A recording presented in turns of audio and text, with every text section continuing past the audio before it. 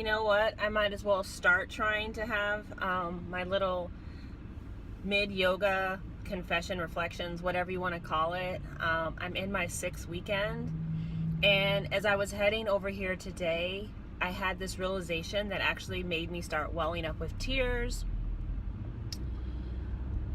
I can't even believe I'm doing this. Like, there's a part of me that's like, who told me I could do this? Who told me that I could be a yoga teacher?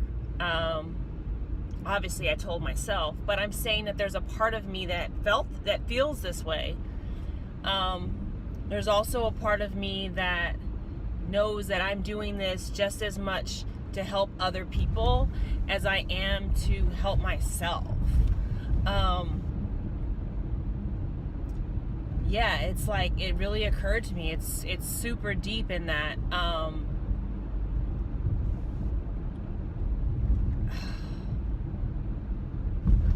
I think that there's so many things in life that I have done, and maybe you'll be able to relate to this, that you do because you feel like you should do them. Like, this is the way that I should be, and these are the things that I should do, and this is the right thing for me to do, so I'm gonna do that.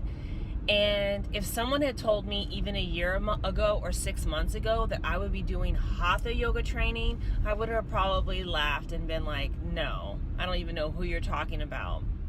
Because I had always like pegged myself as this Kundalini yoga girl, and I think that a part of me still is. I'm not gonna say that I'm not that person, but I didn't think that I was a hatha person necessarily, or I don't know, that I would be into it. But something in my soul, like something inside of me, called me to do this. And although at the moment I didn't even sit back really and think, okay, what does this mean for me, Brooke-Sidney, to, become a hatha yoga teacher? I just kind of jumped and did it because it felt right and it felt good. And for probably one of the first times in my life, there have been instances of it, but one of the first times in my life, I was kind of like, I'm doing something purely because it felt good to do it. It felt good. It felt right. The good feelings outweighed any fears I had, because at the end of the day, that's all they are fears. But I just woke up this morning and I'm like, holy crap, like I'm basically going into the halfway point this weekend. I'm doing this damn thing. I'm struggling at points, but I'm keeping it moving and I'm going forward, and I'm being compassionate with myself when it gets freaking hard. Like, we just had to turn in a sequence, like this really big sequence, like a 75-minute yoga sequence. Basically, you're designing your own class. And like, after 5 weeks of yoga, I'm like, it brought up so much for me. Like, it brought up the fact, like, there's a part of me that is even not fully in my body, which I think is another reason why my soul felt like I needed to do this, so that I can get further into myself. Like, I can fully inhabit this body that God gave me, that I'm here.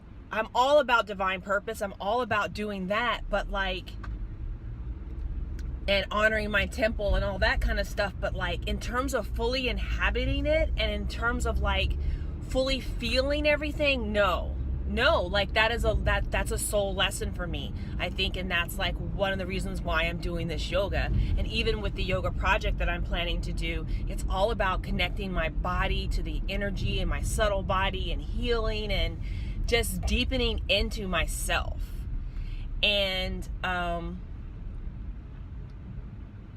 it feels right and it feels good, and I'm not even really questioning it, which is crazy. That's why I was like, I need to just get on and share this, because this was one of the few things that I didn't let my mind talk myself out of, because I'm good for that. I'm so good for doing that, you guys, like so good for that. You know, the thinking brain, the logical brain, it is so overused. It's very overused because it's it's over, like it's praised so much in our society. You know, I grew up that way. My father especially was like, oh, you got to do what's right and like do what's logical. And even like this whole pro-con list, all of that is like logic brain. Like all of that is not, it's not your heart brain. And so, you know, yoga, this experience, even the work that we're having to do is making me recognize that there are other parts to myself that I need to listen to and that maybe serve me better, right? Like maybe serve my existence here on the planet better. Yeah, because I struggled, you guys. I struggled with writing this 75-minute sequence, and I probably got way into my head about it. I don't know. You know, I definitely have tendencies to be,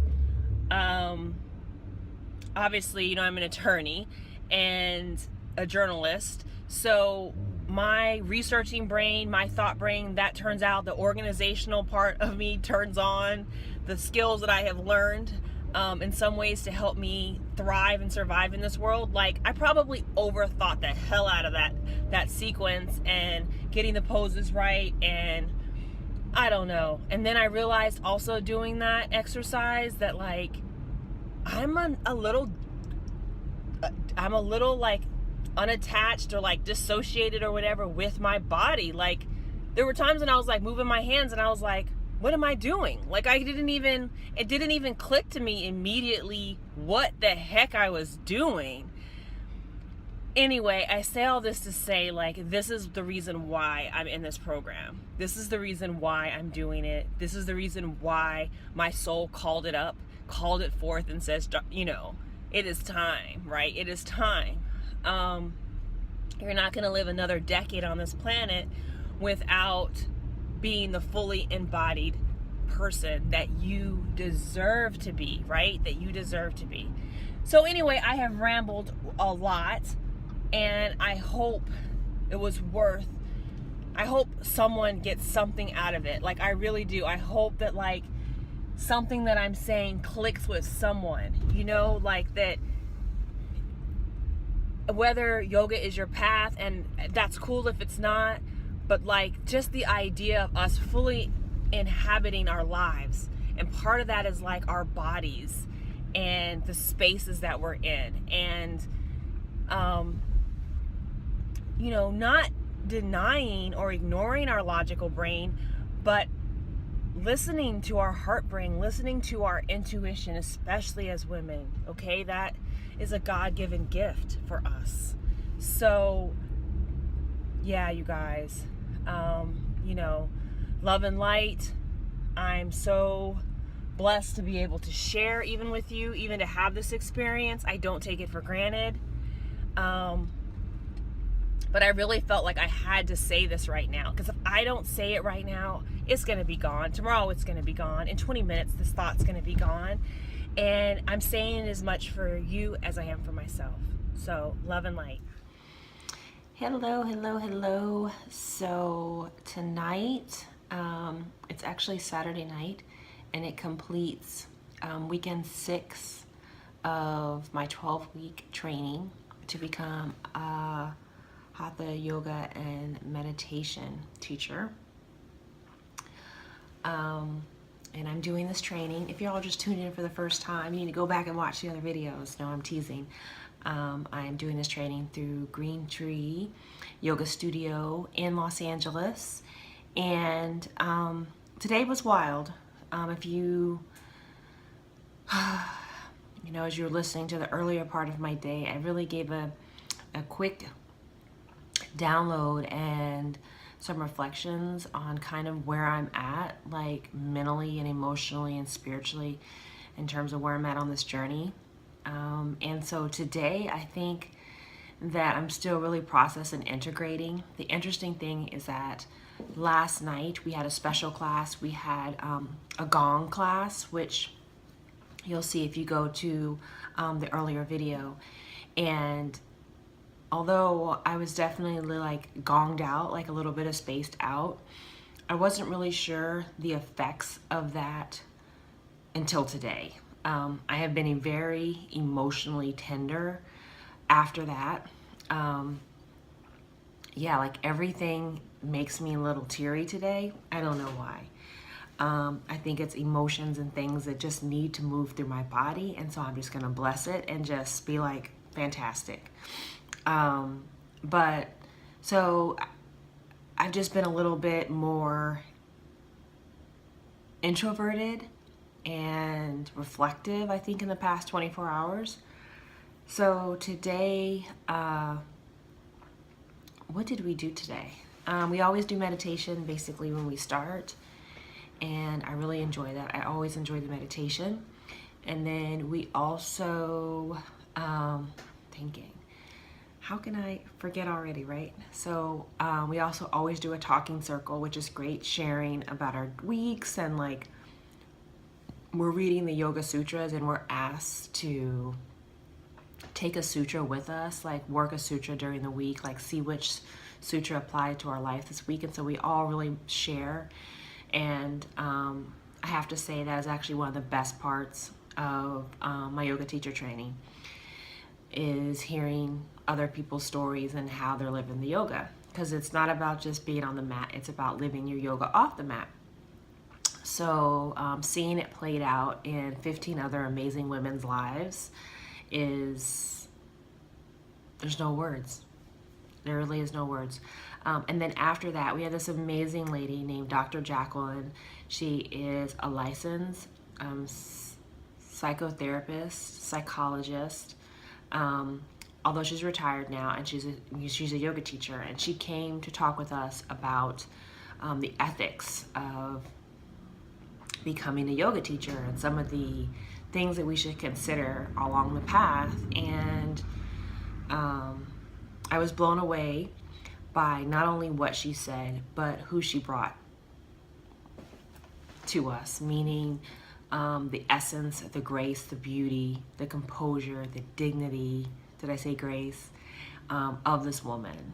And it wasn't even everything that she said, it was how she said it and the information that she chose to share. I mean, all of us were so blessed to have this woman in our presence and to talk to us about ethics. And of course that involves things like the yamas and niyamas and what they really mean and how it works out, and you know what to do when people think that you're a therapist and you're not, or even if you are, it's still a boundary that, you know, we're not here technically to be therapists.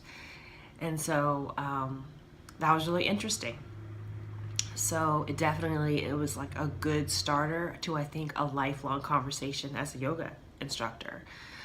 But the amazing thing about my particular program is Raja, who is the founder of our studio and, you know, the master teacher of our yoga teacher training, has just selected some amazing people to teach us some of the things that, you know, like I love it, like she knows her strengths and then she brings in other people to teach the things that they're super strong in. And what's been amazing is all the people that have come in have been just a gift. So it's broadened our perspectives as baby yoga teachers, you know, about other yoga teachers that are out there, and I don't know, just such gifts. So we then had our asana practice. So we basically go through and we learn like the structure of the poses. We practice the poses and then we have to practice teach, which is becoming a little bit easier in sense of comfort. I still feel like I have a lot to learn in terms of making the best or giving the best cues and transitions, but I'm getting there. And then we learned about yin yoga, and then we had a quick yin yoga practice, and then we had super quick shavasana, and that was the day, and it flew by. And tomorrow is one of the few Sundays that we have off. So, and I'm not even sure yet what I'm doing with my Sunday, which is kind of scary and then kind of freeing at the same time for a person like myself who's overscheduled. But yeah, that was the weekend. I'm kind of, part of me is in disbelief that half of my program is over, because it's such a special thing that is happening right now. And yeah, I really encourage you, if you are thinking about yoga teacher training, to do it. There's a part of your soul that wants to do it. There's a part of you that this is your path. So anyway, I just wanted to share and get on. And I need to do some work uploading these videos. I'm a little behind. So forgive me. I'm out here doing it. So sending you love and light, and I'd love for you to subscribe to the channel. I'd love to hear your comments and your thoughts, and please share this video. Thank you. Here's a few stories from my Instagram stories. My little guy helped me cook breakfast this morning because he wanted pancakes. And we had lots of fun as he was cooking. Good. It looks good. I think we can move to the next step. Thank you. You did a good job.